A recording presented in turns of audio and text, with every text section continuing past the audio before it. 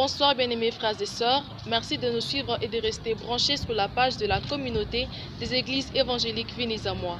Vous êtes dans votre émission J'ai une question pasteur, émission ayant pour objectif de répondre à vos préoccupations liées aux questions chrétiennes. Je suis honoré ce soir par la présence de mon pasteur, le révérend pasteur Jean-Jacques Kalinga, Bouyamba Mouinabontou. Bonsoir pasteur. Bonsoir ma fille. Également par la présence de mon frère Raven Bouéboué. Bonsoir Raven. Bonsoir. Nous allons ce soir parler de l'élection divine. Pour commencer, pasteur Jean-Jacques, qu'est-ce que l'élection divine? Ma fille, vous me demandez là de définir une notion. Je vous dirai très vite que l'élection divine est un décret divin, une ordonnance divine, une décision que Dieu a prise de sauver certaines personnes et d'en laisser d'autres. C'est comme cela qu'il faut comprendre l'élection divine, parce que vous me demandez de définir. Vous devez savoir que Dieu prend des décisions. Et les grandes décisions que Dieu prend, on les appelle des décrets divins. Vous avez aujourd'hui, n'importe que dans notre pays, vous avez le président de la République qui décide, quand il prend des grandes décisions, il les prend par voie d'ordonnance. Et Dieu prend également de grandes décisions. Il y a plusieurs décisions que Dieu prend.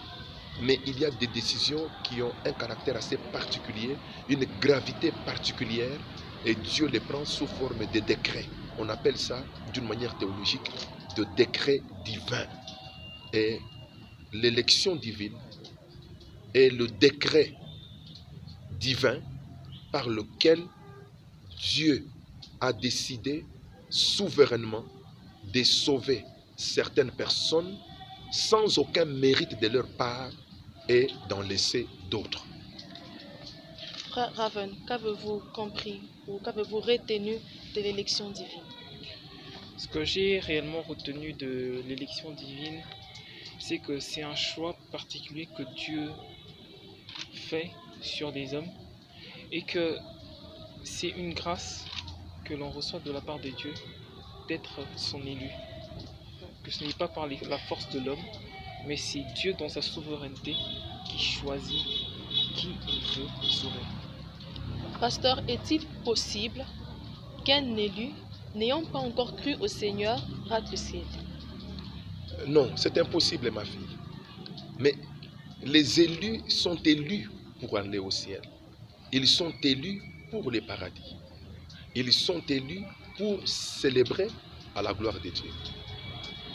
Donc, un élu ne peut pas finir sa vie dans ce monde sans croire.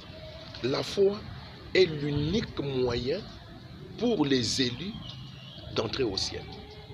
Donc, quelles que soient les circonstances, Dieu qui est maître des circonstances et des temps, s'organise toujours pour que même à la dernière minute, celui qui a été élu reçoive Jésus comme Seigneur et Sauveur afin de pouvoir entrer au ciel. Ma fille, vous n'avez qu'à prendre l'exemple du brigand qui a été crucifié en même temps que Jésus. Cet homme qui a passé toute sa vie dans la méchanceté, mais à la dernière minute de sa vie, il ne lui restait que quelques minutes, peut-être même quelques secondes. Mais cet homme-là s'est repenti et le Seigneur lui dit, ce soir même, tu seras avec moi dans les paradis célestes. C'est l'exemple. Cet homme-là est un élu. Mais il ne savait pas qu'il était élu. Il a vécu de la pire manière dans ce monde. Mais avant de quitter le monde, comme c'est quelqu'un qui avait déjà été élu, je précise que la Bible dit que les élus les sont avant la fondation du monde. C'est comme ça que cet homme-là, à la dernière minute, a manifesté la foi. Et cet homme, nous le trouverons au ciel quand nous y irons. Est-il possible, pasteur, qu'on n'ait pas été élu lorsqu'on décide d'abandonner le Seigneur à cause des circonstances de la vie? Non. Quiconque abandonne le Seigneur à cause des circonstances de la vie prouve par là qu'il n'a pas été élu. D'ailleurs, la Bible le dit, il y a beaucoup qui sont appelés, mais très peu sont élus. L'évangile appelle beaucoup de gens quand nous prêchons. Mais c'est pour appeler beaucoup de gens. Mais il n'y a que les élus. Et les élus, ils s'accrochent mordicus jusqu'à la fin. Ceux qui abandonnent en route, dans les parcours, pendant le chemin, prouvent par là même qu'ils n'ont pas été élus. Lorsqu'on lit Jean 3,16, la Bible dit « Car Dieu a tant aimé le monde qu'il a donné son Fils unique, afin que quiconque croit en lui ait la vie éternelle. » Pasteur, quand vous dites que l'Évangile appelle beaucoup de gens, ceux qui croient en Christ, élus ou pas, peuvent entrer au ciel en suivant Jean 3,16. Oui, ma fille, c'est vrai. Si vous voulez considérer que Jean 3, le verset 16, c'est l'unique passage de la Bible, vous pouvez comprendre les choses de cette manière-là. Mais ce n'est pas l'unique passage de la Bible. Il faut prendre ces passages-là et les concilier avec d'autres. Vous faites allusion à Jean, l'évangile de Jean, dans son chapitre 3 et le verset 16. Jésus est en train de parler avec Nicodème. Mais toujours l'évangéliste de Jean, cette fois-là, au chapitre 6 et le verset 44, dit ceci. Nul ne vient vers moi si mon Père qui est au ciel ne l'attire. En d'autres termes, nul ne peut venir vers moi pour croire en moi si mon Père qui est au ciel ne l'attire. Jean 3, le verset 16 dit, Dieu a tant aimé le monde qu'il a donné son Fils unique, afin que quiconque croit en lui ne périsse pas, mais qu'il ait la vie éternelle. Maintenant, quand nous associons, je prends l'unique passage, parce qu'il y en a beaucoup. Je prends Jean chapitre 6 et le verset 44. Quiconque, il ne s'agit pas de n'importe qui. Il s'agit de celui que Dieu a touché et qu'il a conduit vers Jésus pour qu'il croie. La foi elle-même, ma fille. La foi est un don de Dieu. Quand on dit quiconque croit, mais le quiconque là, où trouvera-t-il la foi? Il faut que Dieu lui-même lui donne la foi pour qu'il croie. Il faut que Dieu lui donne la foi. Si Dieu ne lui a pas donné la foi, si Dieu ne t'avait pas donné la foi, ma fille, tu n'aurais jamais cru. Combien de prédications passent aujourd'hui? Vous entrez dans un taxi-bus, on prêche. Vous êtes dans un taxi, on prêche. Vous êtes dans votre salon en train de suivre la télévision, on prêche. Vous êtes au marché, vous trouvez des évangélistes en train de prêcher. Vous allez vous promener, prendre un peu d'air sur la route. Vous trouvez des gens, des fois qui vous arrêtent et qui vous prêchent. Mais ma fille, si cela dépendait de la volonté de tout un chacun de croire, mais tout le monde aurait cru. Parce que la parole est prêchée partout. Mais pourquoi il n'y a que certains qui croient? Parce que ceux qui croient sont ceux-là à qui Dieu a donné la foi pour qu'ils croient. Et si Dieu leur a donné la foi pour qu'ils croient en Jésus, c'est tout simplement parce que ce sont des gens qui avaient été élus avant la fondation du monde. Donc on comprend par là que seuls les élus entrent dans le quiconque croit en Christ pour être sauvé. Seuls les élus, ma fille. Merci pour cette précision-là. Quiconque croit, mais dans les quiconque n'y entre que les élus. C'est la raison pour laquelle Jésus dit en Jean chapitre 10 et le verset 28, mes brebis entendent ma voix et elles me suivent. Le Seigneur ne parlait pas de toutes les brebis. Il dit mes brebis. Mais quand est-ce qu'elles sont devenues ces brebis? Elles le sont devenues avant la fondation du monde. Le Seigneur, ma fille, prenez votre Bible, lisez bien ce passage-là. Il y a l'adjectif possessif qui est utilisé, mes brebis. Le Seigneur parle des brebis qui lui appartiennent. Elles lui appartiennent depuis quand? Qui les lui a données? Elles sont à lui depuis quand, ces brebis? Et ces brebis-là, ce sont les hommes qui croient. Naturellement, ces brebis ou ces hommes lui appartiennent, lui ont été donnés avant la fondation du monde. Le Seigneur dit, quand vous lisez toujours en Jean au chapitre 17, lorsqu'il est en train de faire sa prière finale, il dit, j'ai ramené vers toi. Il dit à Dieu, j'ai ramené vers toi tout cela que tu m'as donné. Ah, tout cela que tu m'as donné. Donc quand Jésus était ici dans le monde, il y a des gens que Dieu a choisis, il lui a donné. Dieu ne lui a pas donné tous les hommes qui étaient dans le monde. Il dit, ceux-là que tu m'as donné, je les ai gardés, sauf le fils de la perdition. Ah, Donc, Judas n'était pas perdu par hasard. Judas n'a pas vendu Jésus par hasard. Judas ne devait que vendre Jésus parce que lui, sa destinée, il était le fils de la perdition. Il ne devait que se perdre. Raven, en parlant des élus, es-tu sûr d'être un élu de Dieu? Oui, je suis sûr d'être un élu de Dieu. Comment tu peux nous l'expliquer? Comment tu peux prouver que tu es élu de Dieu? Déjà, en me référant à ce que le pasteur Jean-Jacques vient de nous dire, je crois au Seigneur. Je crois fermement au Seigneur. Et je marche selon ses préceptes. Et un autre témoin qui me témoigne du fait que je suis l'enfant de Dieu, que le Seigneur m'a élu, c'est l'Esprit Saint. Au travers de sa parole, le Seigneur me donne une direction, me donne un chemin à suivre. Et c'est grâce à son esprit que je sais que je suis sur la bonne voie. Parce que lorsqu'on pêche, si l'on a réellement l'Esprit Saint en nous, cet esprit martèle, cet esprit ne nous laisse pas à l'aise afin de nous recadrer. Ça, c'est un signe, c'est un réel signe que le Seigneur nous a choisis. Parce que le Seigneur est le bon berger et le bon berger veille sur ses troupeaux. En parlant d'élection, pasteur, je sais que ceux qui nous suivent en ce moment se demandent est-ce que je suis élu ou pas? Comment ils seront sûrs qu'ils sont élus de Dieu? Ma fille, la Bible dit ceci. En Éphésiens, au chapitre 1er, je vais reprendre, j'aime beaucoup ces passages au point que je les ai retenus par cœur, de 3 jusqu'à 4. Béni soit Dieu, le Père de notre Seigneur Jésus-Christ, qui nous a bénis en Christ de toutes sortes de bénédictions spirituelles dans les lieux célestes. En lui, c'est-à-dire en Christ, il nous a élus avant la fondation du monde pour que nous paraissions saints et irréprochables. C'est lui qui dit avoir la foi en Jésus-Christ doit l'éprouver par sa marche dans la sainteté. Comme venait de le dire, j'ai aimé la réponse que le frère Raven a donnée.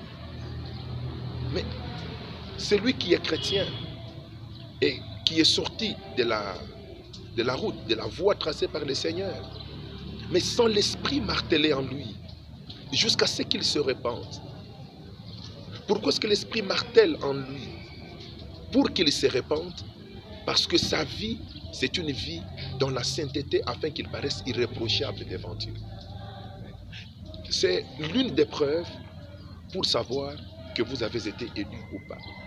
Quelqu'un qui dit qu'il est chrétien, mais qui marche continuellement dans les péchés et qui n'écoute pas la voix de la conscience qui le condamne pour s'être égaré, qui persévère cependant dans l'égarement, prouve par là même qu'il n'a jamais été élu.